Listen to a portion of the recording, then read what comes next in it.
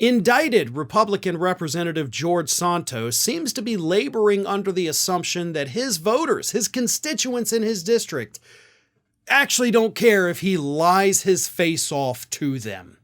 In an interview with CNN that aired this past weekend, George Santos actually suggested that, hey, my lies didn't matter. Nobody was voting for me because of the lies I was telling.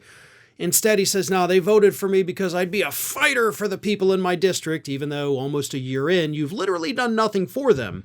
But here is what Santos had to say. Nobody elected me because I played volleyball or not. Nobody elected me because I graduated college or not. People elected me because I said I'd come here to fight the swamp. I'd come here to lower inflation, create more jobs, make life more affordable, and the commitment to America. Look, could I have won the general election last time? Nobody said I could. Elections are tricky. There's no predetermined outcome. Yeah, see, here's the thing though, bud. If those claims that you made didn't matter, then why'd you make them? If you didn't think it was going to make you look good in the eyes of those voters, then why did you tell the lies? You see?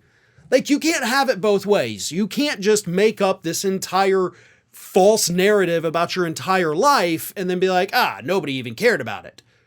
If nobody cared about it, you wouldn't have done it. So you're contradicting yourself with these new claims just based on your own history. And yes, believe it or not, things like that do matter. Candidates' histories absolutely matter.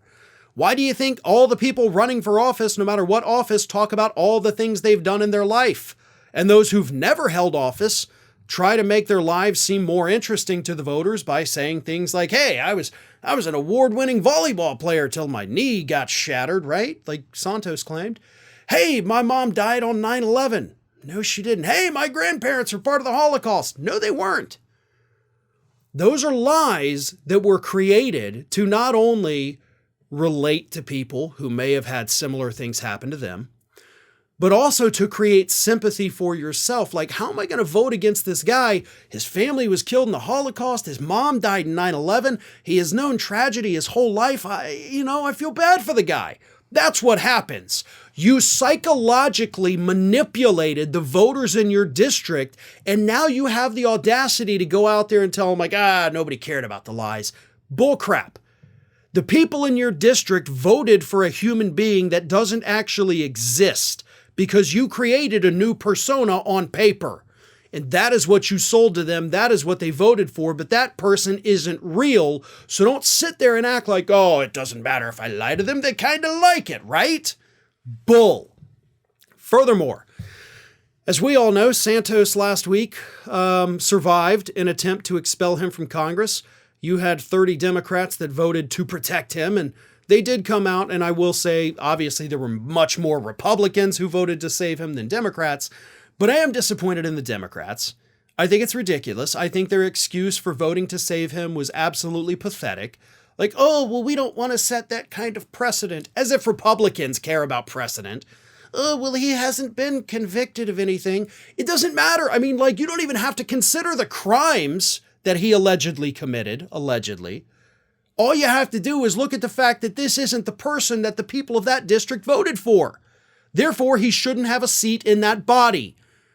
The alleged crimes, the indictments, none of that should have even come into your minds when voting to expel him, because he is not the person that he sold to those voters. And I'll tell you what, when you vote to expel somebody, it only kicks them out of Congress. They're not forbidden from running again. Santos could have gone right back to his district, said, look, I'm running again. You can vote for me knowing the real me, and let the voters decide then. That's how the Democrats should have handled it, but they didn't. Furthermore, we do have the House Ethics Committee that is supposed to be releasing their report on George Santos actually today. So we'll see if those 30 Democrats made the right choice along with all of the other Republicans, or let's see if maybe we'll have another vote to expel Santos that might end a little bit differently than that one last week. Hey everyone, this is Aspen. And did you know that for the low cost of $0 per day, you can subscribe to the Fair and Balanced YouTube channel. We also encourage you to like, comment, and share, but again, click that subscribe button. and help Aspen not be so grumpy.